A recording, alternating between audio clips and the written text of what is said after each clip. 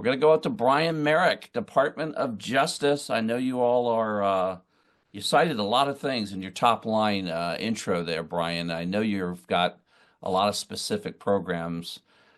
Give us your cherry on top program that you'd like to highlight. Yeah, no, thanks, Luke. And sort of similar to some of Louise's stories. I mean, we're using an iterative, agile approach for all of our app dev work. Especially as we're interacting with our cloud platforms. And really, that's been a real key to success, having tight integration with program owners, data owners, and really understanding the scope of the outcomes we were trying to achieve.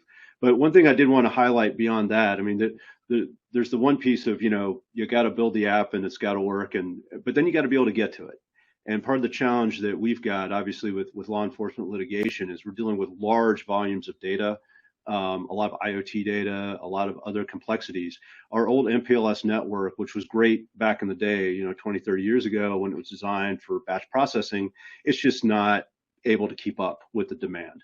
Now, obviously, we don't have the latency concerns that Department of State has, but it's still a challenge when we're talking about large volumes of data and trying to keep all of that moving. So one of the things that we were working on over the last couple of years, and we really made a lot of progress this last year, was leveraging a cloud broker as part of our zero trust strategy so that we could access the cloud more efficiently.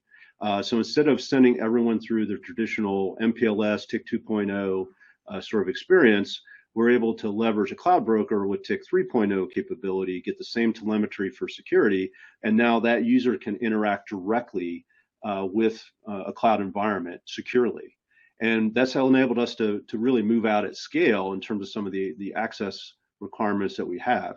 Also, we don't necessarily have to drop a different network connection in when someone, say, stands up task force somewhere.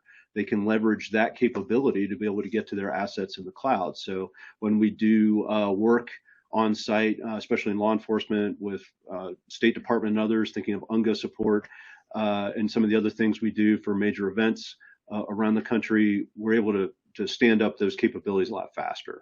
So we've now moved to the point where we've got over half of our users in this cloud broker, which is great. We're trying to do a big push this year to finish that up. And then that's integrating also with our identity solution and our endpoint solution as well. So it's giving us a better security posture. We're really seeing those differences. And then shortly, we're thinking we're going to be able to deprecate some of those legacy mechanisms. That's going to save us a lot of money, a lot of time, and a lot of management overhead. So that's the other side of the coin, is getting to it. So something that we also had to focus on.